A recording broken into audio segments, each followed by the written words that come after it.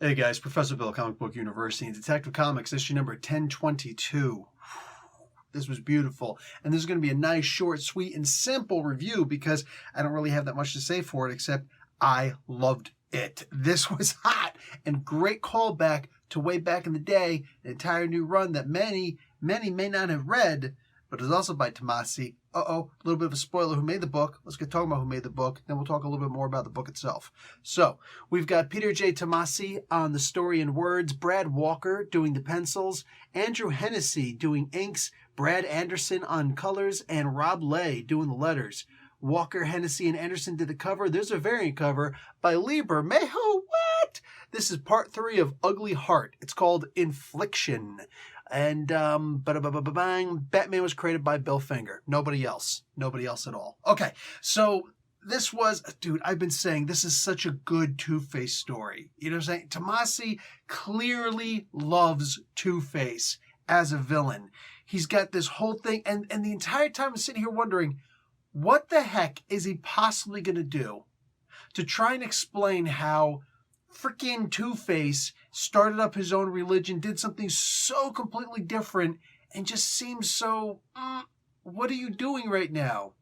And we get the answer in this book. I'm not here to give spoilers, but I will say, when the Joker suddenly showed up, I'm like, oh, you son of a gun.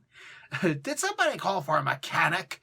The Joker's voice in this, mind you, sounded more like Mark Hamill's voice than any other serious Detective Comics book I've ever read before. I'm not talking about like the Batman Adventures or the animated adventures or anything like that. I'm not talking about those comics, all right? Because those were clearly made to sound like Hamill's voice.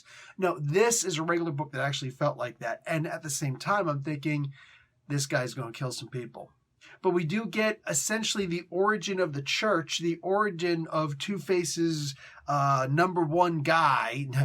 Joe, you're my number one guy. Actually, it was Bob, not Joe. Anyway, so you get so much in this. You get the cult-like mentality of these guys worshiping Two-Face. Like, you know, our feet are burning. I need you to lift me up higher to the balcony. Okay, ow, ow, ow. Batman getting out. Man, dude, Batman getting jacked up in this vat of acid was wicked. It's unfortunately one of those shameful things that had to happen in order for him to be able to break out of the bonds that he was in. This was such a wild issue. And to see all the crazy stuff that happened. And like I said, this harkens back to a way back machine version of Tomasi's Batman. The Batman and Robin. I could have sworn it said issue number 18. It must have said 28 because that's the issue that it happened. This book ties directly into that. Almost like it's ignoring all the other times that Harvey's appeared. I'm actually technically okay with that, especially considering that it was just shown not too long ago that, oh, Harvey Dent will never be able to surface from Two-Face's, mind again. Well, I don't like that. I don't like that at all. So, if somebody else is going to write out of continuity, well, then everybody's allowed to write out of continuity, for crying out loud. I don't look for continuity as much anymore with DC anyway. But to see something like this where at least the writer is writing within his own and referencing back to, oh, the reason why these guys all came together is because of this one issue, what happened at the end, which, mind you, was an amazing issue. Batman and Robin, Volume 2, issue number 28. Ooh. Go back and read that whole series. And then turns into Batman and Red Robin.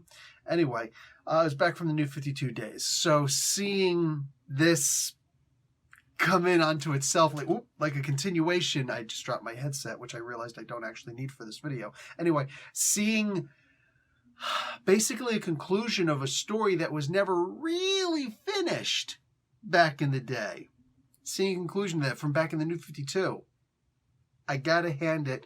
I've always said Tomasi's a freaking fantastic writer. This is just another one of those versions of Tomasi saying, it's nice that you'd say something. Now let me show you why that wasn't a good enough compliment. So, you know what? All the compliments right there, dude. I love reading Tomasi's Batman, his detective comics. Anything that this guy's going to do by Batman, I am so freaking down for it. Guys, definitely check this issue out.